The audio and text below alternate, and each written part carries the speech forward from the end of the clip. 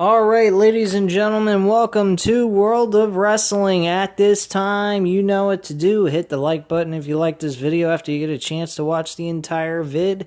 Also, leave a comment down below on anything I had to review for AEW Dynamite for September 2nd, 2020 review. And subscribe to the channel if you're not already subscribed to the channel at this time. So, what was my thoughts on good old AEW Dynamite for September 2nd, 2020 and their go-home show for good old All Out? I think it was fucking fantastic. They did a great job at producing some of the best stuff going away from this show leading into their pay-per-view. They let you know that they are going to be putting on a good show. The main event with John Moxley was very boring until after the match was over. The rest of the show was great. There were storylines being built on last-minute builds going into it to get you even more hyped up for this pay-per-view like never before. I have never seen a go-home show done so well in a while.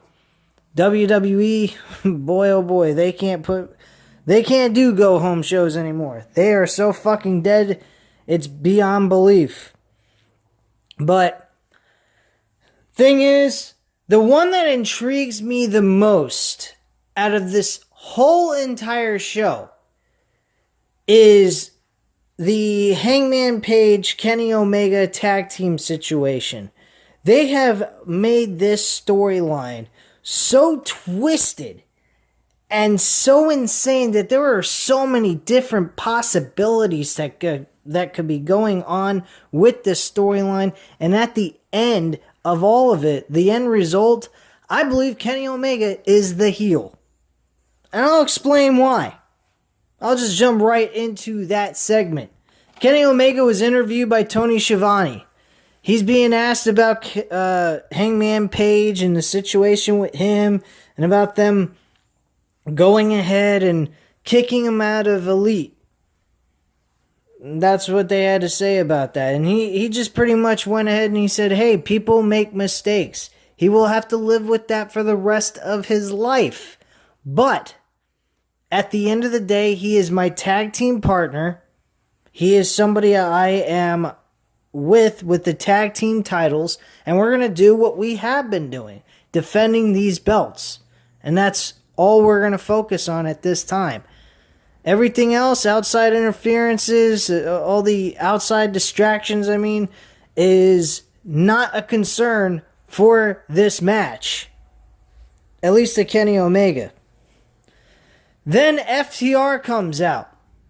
They offer him a chocolate milk while they have some beers because they know he's not a fan of beers. He's a guy that's not a drinker. He doesn't drink any kind of alcohol or anything. He strictly likes milk or anything non-alcoholic.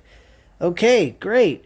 So we're seeing FTR showing a little bit of consideration here by giving him some chocolate milk. Alright. Kind of seems a little weird to me. But at the same time, Kenny Omega is speculating what the hell they're doing. So he says, look, I know what you're doing. You're offering me a chocolate milk. Let's get to the bottom of this. You guys are coming down here to beat the shit out of me, and that's all there is to it. So let's just get over with it, and I'll throw a couple of shots in. You guys will probably kick my ass, but hey, let's get it over with and be done with it. And they bring up Hangman Page. And they say, look, we really didn't come down to here to kick your ass. We want to have a great match with you guys. We want to prove that we're the best tag team in the world, and we're going to take those tag team titles from you in the right way, instead of being assholes about it. It's kind of what they were saying. So, he says, but the funny thing is, we're out here together as a team, and yet your tag team partner ain't out here with you. What does that tell you?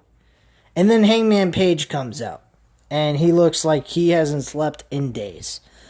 He's got bags underneath his eyes. He looks like he may have gotten punched in both eyes. Because honestly, it looked like they were red, not like, dark bluish or whatever. But whatever, the point being is he looked like he hasn't slept in days. He walks down the ramp. He gets in the ring. And they start bringing up the situation that happened with the Young Bucks last week in that gauntlet match.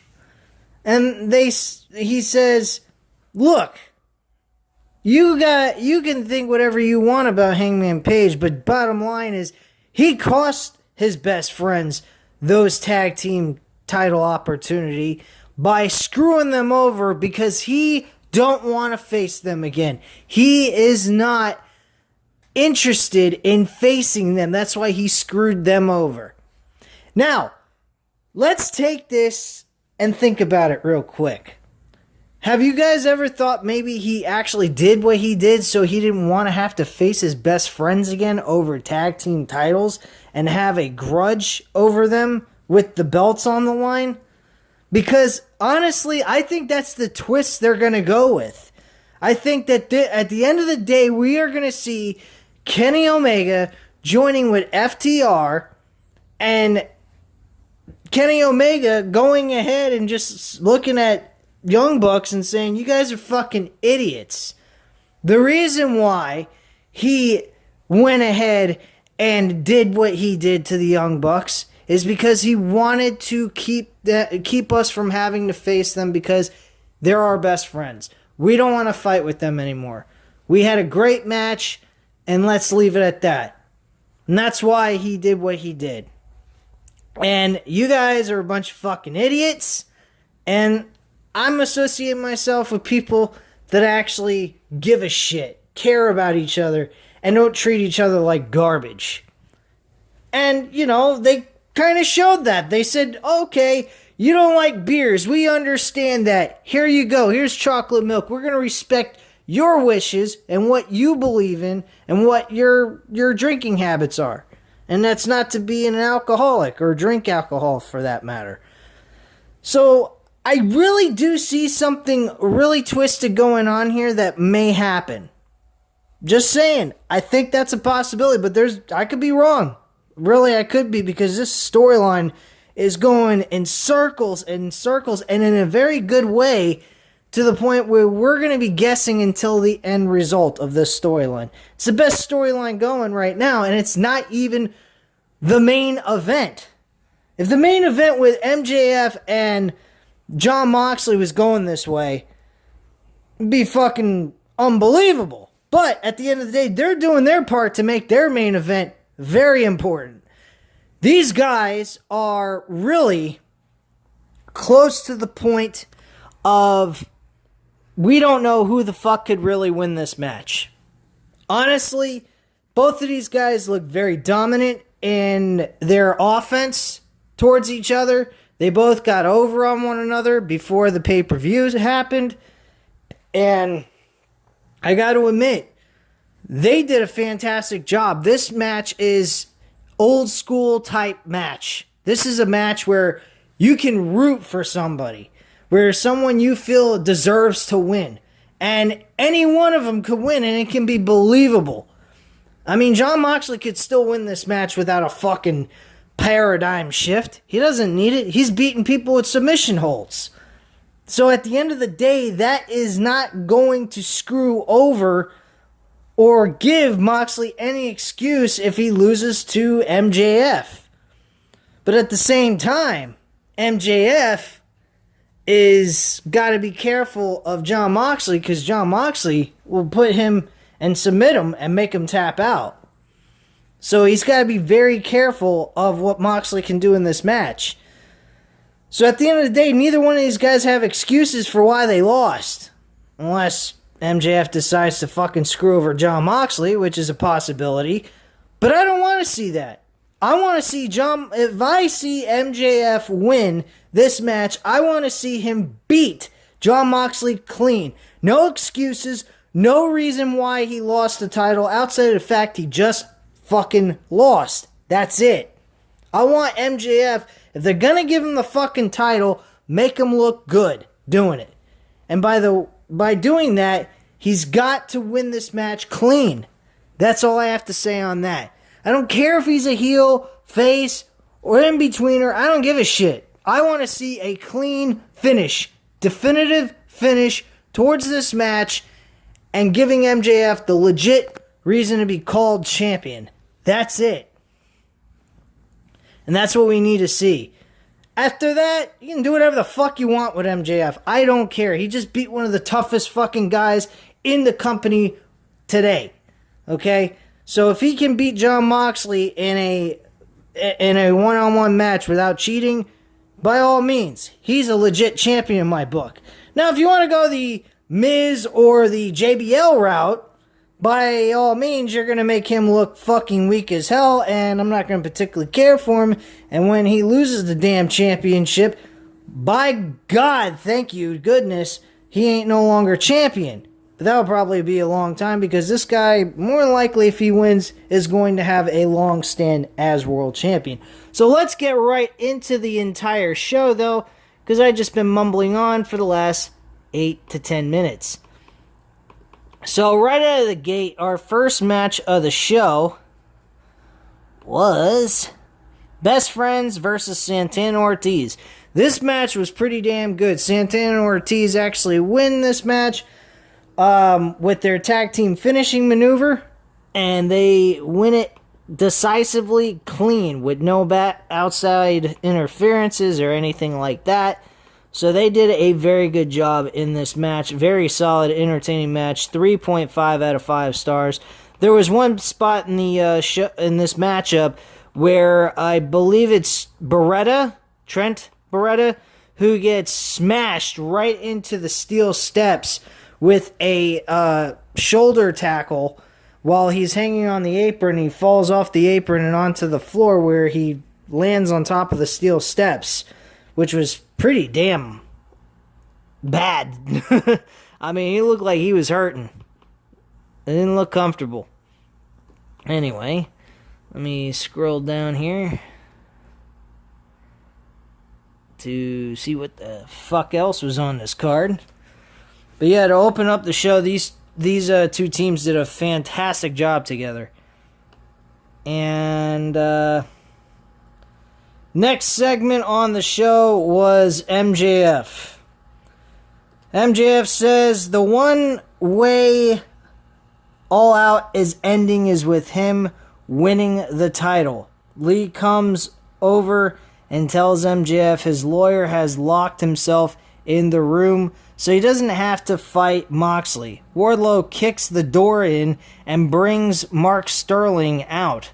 MJF says he understands Sterling is afraid of Moxley, but there's nothing scarier than getting in front of MJF's goals. Bad things happen when you get involved in his goals and prevent him from accomplishing them. He says there's 2 options for him tonight. Get in the ring or get a wood chipper. And basically him kicking his ass. And doesn't matter one way or another. So Moxley or MJF was going to kick his ass tonight. So it didn't really make a difference one way or another. The Young Bucks and Jurassic Express versus Private Party and SCU, the winners of this tag team matchup, this 8-man tag team matchup, I may say, will be the winners of this match. Actually, the 2 teams that win from their side will compete against each other at All Out. I guess it's more along the lines for ranking advancement is what I would look at it as for these 4 teams competing in this matchup and then moving on to All Out. So the situation was the Young Bucks and Jurassic Express actually win this match, and they are now moving on to the All Out pay-per-view to compete. Nothing much there. I'm pretty sure that might be the opener of the show. There's probably not going to be much there. Maybe some storyline build towards Hangman Page and the Young Bucks going into that. So we just have to wait and see until All Out. Post-match, Young Bucks don't stay in the ring to celebrate. So they're acting a bit weird, and I guess a little upset over what happened last week from Hangman Page. Backstage, Jake Hager goes in to find Orange Cassidy, tells him that Jericho wants him at ringside tonight for his match against Joey Janela. Cassidy puts his foot over Hager's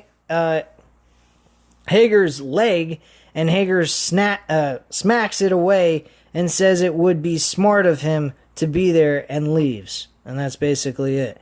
Backstage, Tully Blanchard talks with FTR about following the path to the tag team titles, which God knows they're probably going to be the tag team champions going into All Out. I may upload a All Out preview predictions video later on in the next day or so, so keep an eye out for that. Chances are if I don't, then you guys know why. It's just because I've been busy with stuff. So they won the gauntlet match. That was the first goal. And on Saturday, they have to go take the gold. Hangman Page and Kenny Omega aren't going to give it away. Wheeler calls the match the most important of their careers, which I agree. I think they're going up against probably the best competitors in tag team wrestling right now. Granted, they aren't exactly tag team wrestlers. They're more single competitors. Nothing matters if they don't get the tag titles. Hardwood says Sunday they have all day to be sore, but Omega and Page will fear the revelation on Saturday. And that was basically it for that. Alright, what the hell is my computer doing here? It's not responding to what I wanted it to do. Oh, that's great. Sorry about that, guys.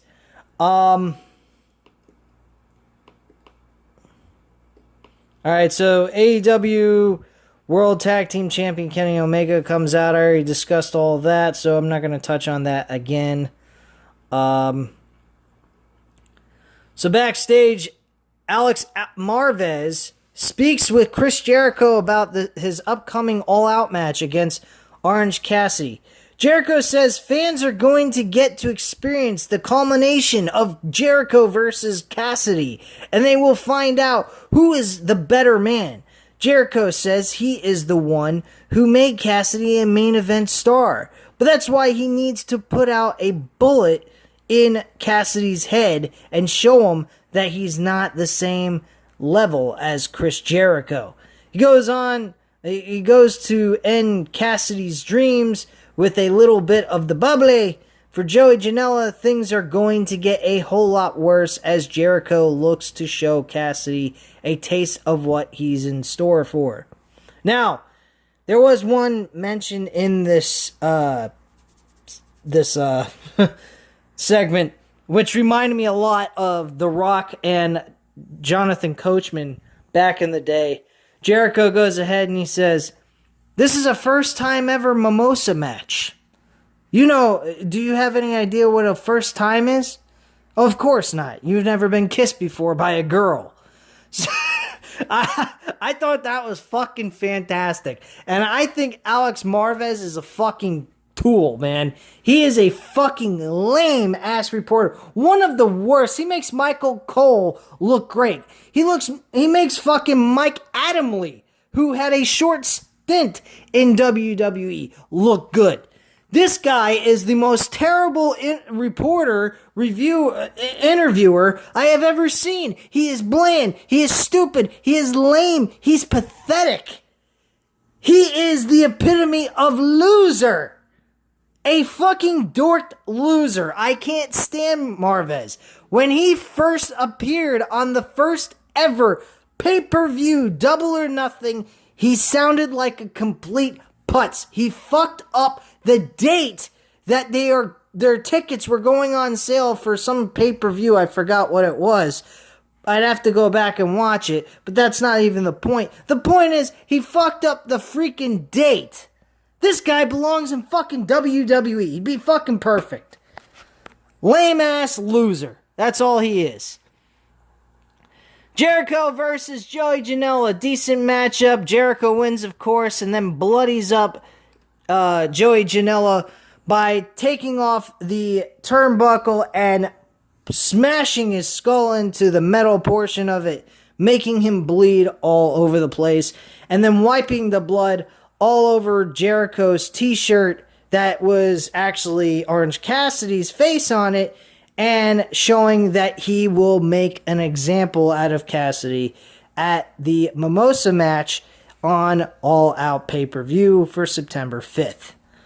And that's what we got there. Pretty simple, straight to the point. Nothing major. Following that, we had a humongous brawl happen with the 21 competitors, which I'm not going to go into that. That's nothing major.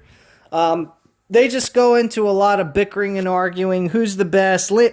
Lance Archer, I personally feel, needs to win this match just so he can get some kind of actual revenge on what's gone with him creatively. Because personally, I don't think creatively they have done good by him after the TNT Championship match he had with Cody at the Double or Nothing pay-per-view. So I really think they ought to try to do something here that will push him a little bit, make him look a little bit stronger than he has been, because all he's been doing backstage is destroying people that are nobodies, that nobody's ever seen before. Let's get this guy actually doing something. That is what I would like to see. And I hope that is what happens. I hope that's what happens. So, there you go. I'm not going to go into that whole entire thing. Thunder Rosa, the NWA Women's Champion, competing against Serena Deeb. I did not like this match. This match went on a little too long than what I thought it should have. This match was about 5 to 10 minutes, I believe. And honestly, I don't believe it deserved that. You wanted to make Thunder Rosa look really tough and dominant. You should have had her win in like 3 minutes. And they didn't do that here.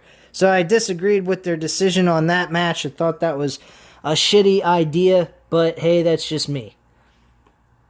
Alright, next was Big Swole talking about her matchup.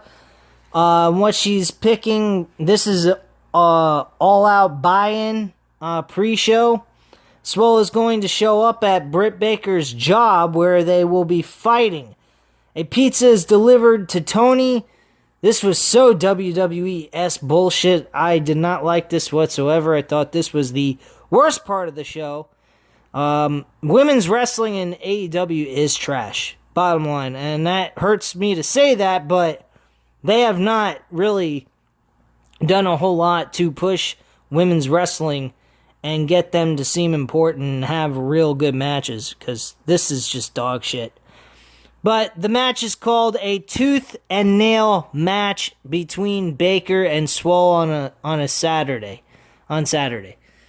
So apparently, I believe from what I heard, because I didn't see any writing extra on WrestlingInc.com about this, mentioning the stipulations of it, but I believe this match is taking place in the office of Dr.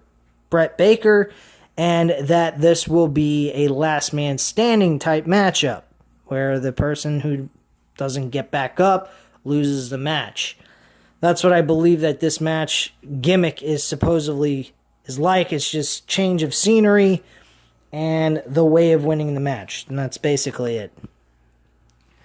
Moxley versus Mark Sterling. This match was the worst fucking thing on the show, but the ending was fantastic. Mark Sterling got his ass kicked. John Moxley wins with the paradigm shift and gets the 1, 2, 3 at the end. And then we have Mr. MJF show up, acting as if he's coming out with his walker. He takes the walker, throws it away, and then attacks John Moxley and beats his fucking ass.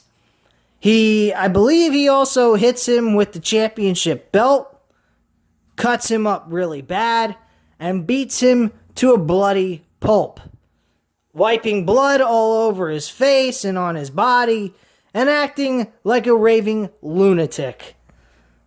I felt this was really good. I thought it was a great way of providing some serious impact on MJF and making him look serious as a contender for the championship. So whatever direction they go in at this point, at first I wasn't for the idea of MJF winning the championship, but now with the ability, what they've done here, and making this match seem so like either one of these guys winning wouldn't be so bad at all. And with MJF doing what he has been doing mic-wise, and just how he has helped build this matchup with John Moxley has been fantastic. So at the end of the day, the only thing I'm really going to judge the match for is what they do in the match. And like I said earlier in this review, I believe that this match deserves a clean finish. MJF does not need to win this match by cheating to get the win. And that's all I have to say on this subject. Because personally, there's nothing more that needs to be done. The only thing that needs to be done is MJF, if they decide to move with MJF, is have him win clean. That's it. He doesn't need to cheat. He is a fucking beast. This guy has got a fucking personality that nobody could ask for. And he's original, he's different, and he's just fucking entertaining as hell with his big mouth. And at some point, once he gets his ass kicked, people even like it even more, because people will get sick of him being champion for so long and acting like he's the greatest thing since Swiss cheese, that people are going to enjoy the fact when he loses the title. So at the end of the day, guys, Moxley retaining the title, I'm fine with. MJF winning the match and becoming the world champion, I'm fine with. But have a clean finish. This deserves a clean finish. We need MJF to move past Moxley and forget about Moxley for the rest of his title reign. I don't want to even see Moxley around the world championship in a rematch. There's no need for it. MJF deserves a new challenger, a new opponent after he wins the world title. They need to just have Moxley just go ahead and say, look, you know what? You beat me. That's all done. You know, there's no need to give him a rematch. That's how I feel about that. But anyway, guys, let me know what you guys think in the comments down below, of course. Hit the like button if you like this video, and hit the subscribe button if you're not already subscribed to the channel. And I thank you very much for watching, and have a great night, guys. Bye.